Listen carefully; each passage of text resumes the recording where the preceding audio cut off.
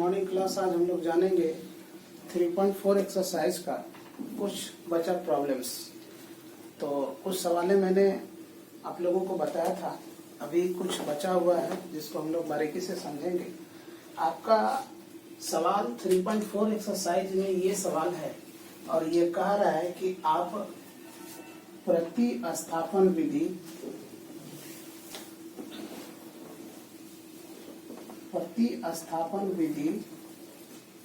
या फिर विलोपन विधि,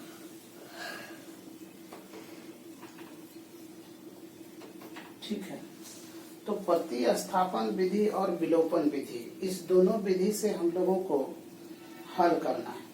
तो प्रतिस्थापन विधि आप लोग काफी समय से जान रहे थे, बना रहे थे और भली भांति मुझे बिलीव है कि आप लोग समझ चुके होंगे कि प्रतिस्थापन विधि का क्या प्रोसेस होता है और कैसे बनता है। चलिए देखिए, जानते हैं हम लोग। सबसे पहले प्रतिस्थापन विधि जानते हैं, तो सवाल को आप पुनः नोट कीजिए। सवाल को आप लोग नोट कीजिए और इसको जो है आप क्या लिख सकते हैं, देखिए इस सवाल को पहले सॉल्यूशन लिखिए। 9x, अब इस x को जब निकालेंगे, x की वैल्यू निकालेंगे तो ये क्या हो जाएगा 2y + 7/9। यहाँ तक किसी को दिक्कत? ये हो जाएगा। मैंने कुछ भी नहीं किया, इसके बटे कुछ नहीं तो एक रहता है और x को लिया, इसके बटे किए। अगर इसको क्रॉस मल्टीप्लिकेशन करते हैं यानी कोना कोनी गुना करते हैं तो देखिए इसको इधर से करें इतना हो जाएगा, इसको इधर से करें तो इतना हो जाएगा, कोई फर्क नहीं पड़ा। तो वही चीज रह गया। लेकिन इसको मान लेते हैं हम लोग समीकरण ए मान लेते हैं, ठीक है। समीकरण ए मान लेते हैं। उसके बाद क्या करना है कि इस पहले वाले समीकरण को लिखना है। पहले वाले समीकरण को लिखिए 3x - 5y = 4। ये समीकरण 1 है। लेकिन यहाँ पर हम लोग को क्या करना है, ध्यान दीजिए, लिखना है प्रतिस्थापन विधि द्वारा हल करने पर। प्रतिस्थापन विधि द्वारा हल करने पर, ठीक है, ये लिख दिए। अब x की वैल्यू यहां पर लिखेंगे। अब समीकरण 1 में x का मान प्रतिस्थापित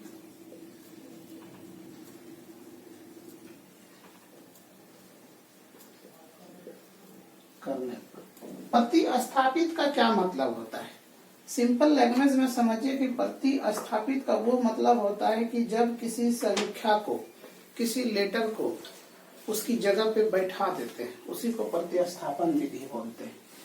तो x का मान, यहाँ देखिए इंपॉर्टेंट की है आपका, x का मान बैठाने पर, है ना। तो x का मान बैठाने पर आपके पास सवाल क्या है, 3x - 5y = 4।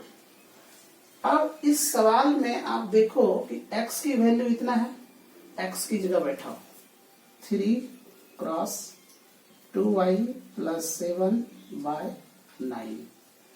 ध्यान देना, यहाँ पर सबसे इम्पोर्टेंट की ये है कि ये पेन ठीक से काम नहीं कर रहा। 3 को मैंने लिख दिया, x की जगह गुना का चिन्ह दिया और इसकी वैल्यू यहाँ से देखो क्या है, ये पूरा लिख दिया। -2 माइनस दिया। 5 है तो 5 लिखो, 5y = 4 है, 4 लिखो, ठीक है। अब यहाँ पर देखो कि क्या करना है, इसको कैसे हल करना है। तो सिंपल सा उपाय है कि इसको कटा दो, 3 बार में कटा, तब तुम्हारे पास क्या हो गया 2y + 7/3 -5y बटे कुछ नहीं तो 1 = 4, ठीक है। ये हो गया। अब क्या है कि इसके बाद आपको क्या करना है, इसके बाद इसको क्या करना है, इसके बाद थोड़ा सा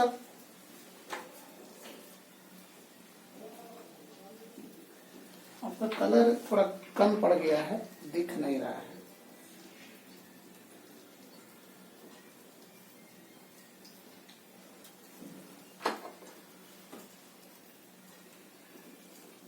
ठीक है, चलिए देखिए, जब यहां तक कर दिए तो अब क्या करना है, इस 3 और 1 का आप एलसीएम लो, लघुत्तम। लघुत्तम लेते हैं तो क्या होता है, 3 होता है, 3 होता है। अब इसमें बड़ा सा बटे का चिन्ह देंगे, तो बटे का चिन्ह देंगे तो इस 3 से भाग दो इसमें 1 टाइम। 1 टाइम लगने के बाद इसको इससे मल्टीप्लाई करेंगे तो क्या आ जाएगा, 2y प्लस 7, आगे माइनस माइनस। ठीक है, अब क्या है कि इस 3 से भागा दो इसमें, 3 टाइम, 3 इंटू 5 50, y इसका 4। यहां तक भी मैंने कुछ नहीं किया। अब इसका कुछ नहीं रहे तो बटे 1।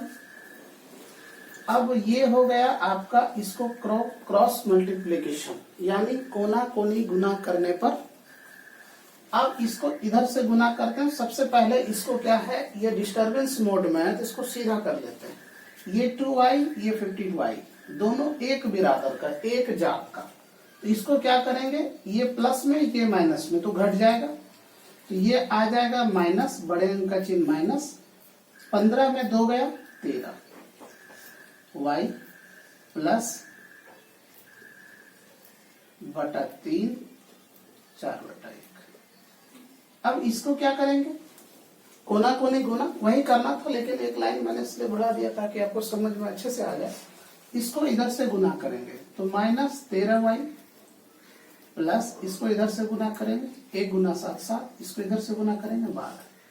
अब इसके अलावे ये इसके साइड का है, क्योंकि ये 7 और ये 12, ये दोनों डिजिट एक बिरादर का है, लेकिन ये नहीं है, तो इसको इधर ही रहने देंगे।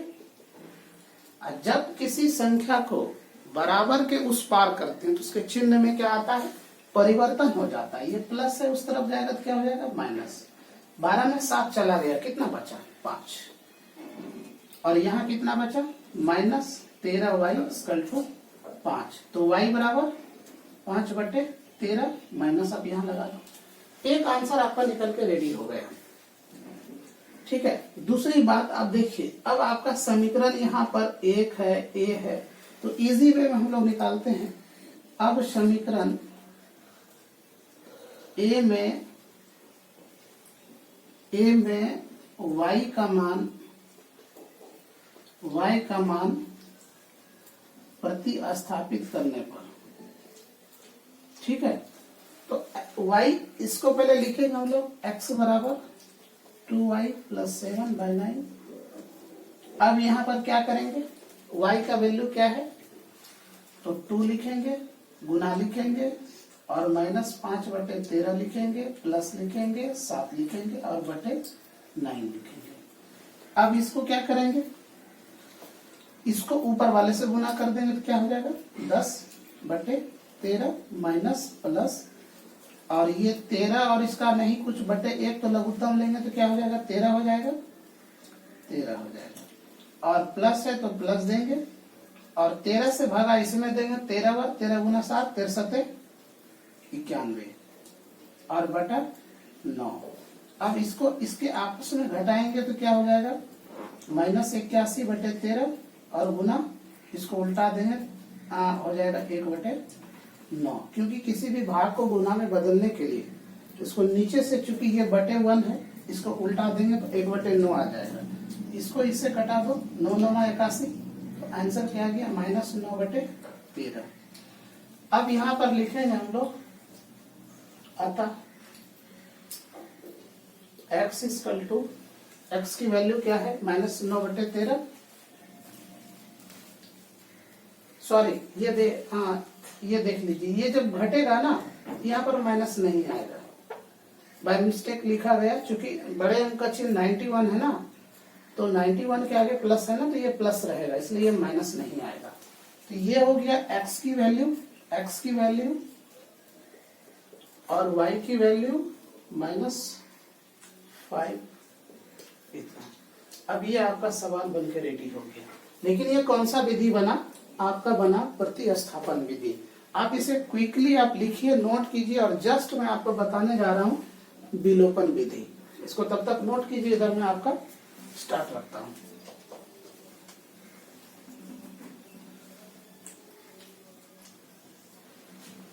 हाँ, सवाल यही है। सबसे पहला चीज को लिख लेंगे यहाँ पर, विलोपन विधि से हल करने पर, विलोपन विधि से हल करने पर, या फिर लिख सकते हैं दूसरी विधि, ये भी लिख सकते हैं। सवाल क्या है यहाँ पर? सवाल है 3x माइनस 5y = 4 और दूसरा है 9x 2y + 7। यही है। ध्यान रखना है, इस फॉर्म में हमको नहीं करना है। जो आपने प्रतिस्थापन विधि में किया उससे जस्ट विपरीत है, लेकिन उससे सरल है और बहुत बहुत आसान है। अब इस वाले डिजिट को इधर कर दो, तो 9x ये प्लस है, इस तरफ आएगा तो -2y, इधर बचा कुछ नहीं तो वही 7। समीकरण 1, समीकरण 2। अब बोलेंगे यहाँ पर नाउ फ्रॉम इक्वेशन 1 and 2। अब यहाँ पर लिख सकते हैं हम लोग, अब समीकरण 1 एवं 2 से, ठीक है। पहला समीकरण को लिखिए 3x - 5y = 4। दूसरा समीकरण आपका 9x - 2y = 7। ध्यान रहे आपको ऐसी संख्या को कटाना है, इसको कटा दो या इसको कटा दो कोई फर्क नहीं होता, लेकिन किसी एक को कटाना होगा। तो किसको कटाते? हम ऐसा करते हैं, इसको कटा देते हैं, फर्स्ट वाले को। तो इसको समीकरण 1, इसको समीकरण 2। अब कैसे कटेगा? यहाँ 9 है तो यहाँ 9 होना चाहिए, तभी कटेगा।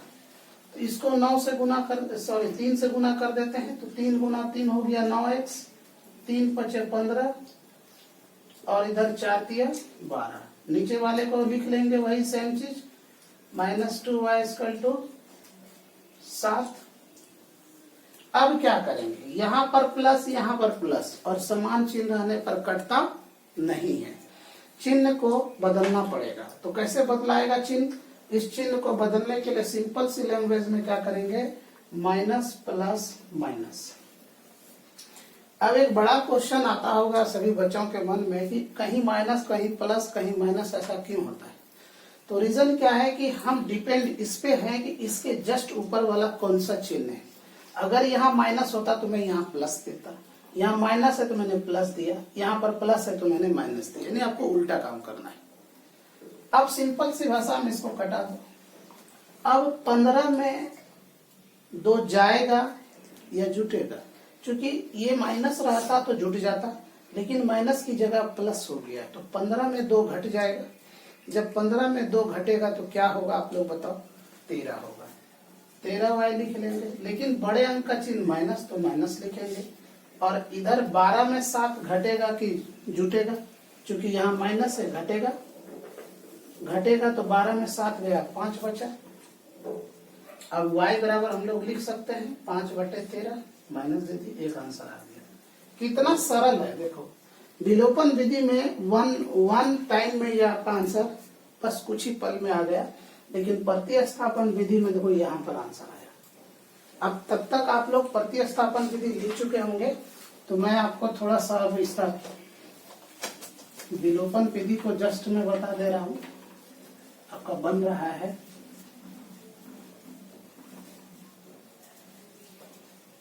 देखिए, अब इसमें क्या कर सकते हैं, किसी एक समीकरण को ले लीजिए। समीकरण 1 ये है और समीकरण 2 ये है, हम लिख लेते हैं यहाँ पर। अब समीकरण 1 से, समीकरण 1 लिखिए, यहाँ पर क्या है? 3x - 5y = 4, है ना। अब y की वैल्यू क्या है? -5/13। 3x लिखेंगे 5 और यहाँ पर -5/13 = 4। तो क्या हो जाएगा? 3x -